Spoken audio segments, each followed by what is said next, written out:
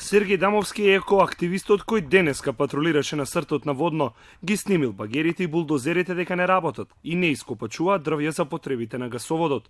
Утре ќе оди друг граѓански активист, бидејќи здруженијата не се согласуваат во парк шумата Водно да поминува гасовод и се решени да го бранат со жив штит зеленилото на Водно. Во момент кога што багерите ќе започнат да го користат просторот, да го обработуваат просторот, веќе сме спремни на подрастични мерки, односно поставување на жив штит, затоа што сметаме дека оваа одлука е многу еднострана и дека работната група што ја формирала не нашла заеднички прифатливо решение, напротив, се одлучило на тоа што е веќе одлучено. За првобитната траса требаше да се уништат 3000 метри кубни дрвја.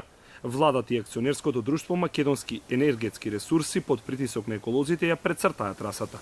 Сега ќе се уништат само половина од предвидените дрвја и тоа со уредна градежна дозвола, е ставот на владата.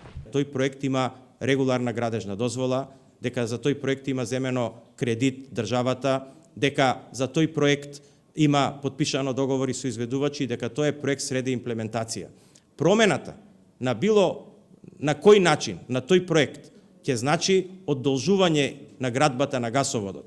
А доколку се одолжи градбата на гасоводот, тоа само ќе значи дека гасот покасно ќе стигне до македонските семејства. Парк шумата Водно е заштитена со закон, а за неа се грижи град Скопје.